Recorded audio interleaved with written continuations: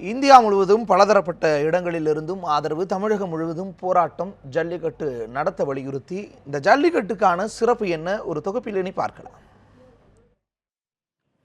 தமிழகத்தில் ஜல்லிக்கட்டு போட்டிகளுக்கு மிகவும் புகழ்பெற்றது மதுரையில் உள்ள அலங்காநல்லூர், பாலமேடு மற்றும் அவனியாபுரம் கிராமங்கள்.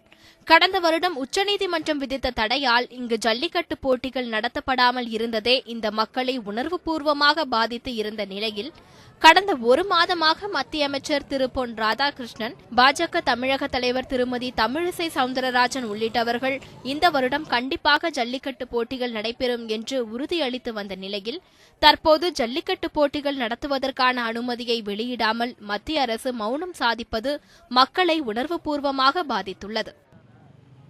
ஒரு பாரம்பரியம்ன்றதை காப்பாற்றணும், நம்மளும் ஒரு தமிழர் அப்படின்ற ஒரு உணர்வு இல்லாமல் ஒருத்தரும் இருக்காங்க. இவ்வளோ நாளும் பேசாமல் இருந்துட்டு இப்போத்தையும் அதை தலைமையில எடுத்து வச்சு பார்க்குறாங்க. அதை நம்ம ஒரு படிப்பறிவு இல்லாதவங்க அந்த மாதிரி பார்க்கலாம், வைக்கலாம். எல்லாமே தெரிஞ்சவங்க இந்த நாட்டில் எவ்வளவோ இருக்காங்க. அவங்க இதை முன்னாலே அதை பார்க்காம அந்த நேரத்தில் தான் பார்க்குறாங்க. பல நூற்றாண்டு காலமாக தமிழர்களின் வீரத்திற்கும் பண்பாட்டிற்கும் எடுத்துக்காட்டாக விளங்கும் ஜல்லிக்கட்டு எதிர்வரும் பொங்கல் திருநாளில் நடத்த வேண்டும் என்று ஒருமித்த குரல்கள் எழுந்துள்ளன. மிகவும் அரிதாக தமிழகத்தில் உள்ள அனைத்து அரசியல் கட்சிகளும் ஒரே தளத்தில் நின்று ஜல்லிக்கட்டு நடத்தப்பட வேண்டும் என்றும் வலியுறுத்தி வருவதை நம்பிக்கையோடு எதிர்நோக்கியுள்ளனர் இக்கிராம மக்கள். கொடுத்ததுனால தான் அதை நடத்திக்கிட்டு இருக்காங்க. பெரியவங்க இதை நிப்பாட்டிட்டாங்கன்னா ரொம்ப சிரமப்படுறது இந்த ஊர் மக்கள் தான், வேற யாரும் பாதிக்கப்பட போகிறது கிடையாது. சொல்கிறவங்களும் 1000 பேர் சொல்லிட்டு போயிடலாம், நடத்துறது நாங்கள், கஷ்டப்படுறது நாங்கள். சின்ன பிள்ளையிலேருந்து ஜல்லிக்கட்டு நடந்துக்கிட்டு இருக்கு. அலங்காநல்லூரில் ரொம்ப நம்பிக்கையாக இருக்காங்க. வெளிநாட்டில் இருந்து எல்லா பேரும் பார்ப்பாங்க. இனி இது நல்லா நடந்தால் எல்லா இளைஞர்களுக்கும் எல்லாத்துக்கும் கொஞ்சம் சந்தோஷமாக இருக்கும்.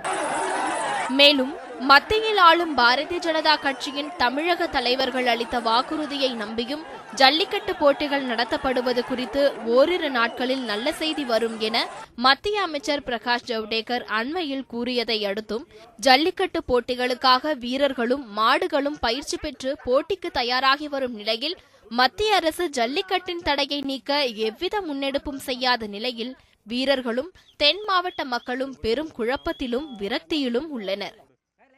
ஆனால் மீண்டும் ஜல்லிக்கட்டு நடக்கும்னு சொல்லி நாங்கள் மாடுகள்லாம் தீனியெல்லாம் கொடுத்து வளர்த்துக்கிட்டு தான் இருக்கோம்.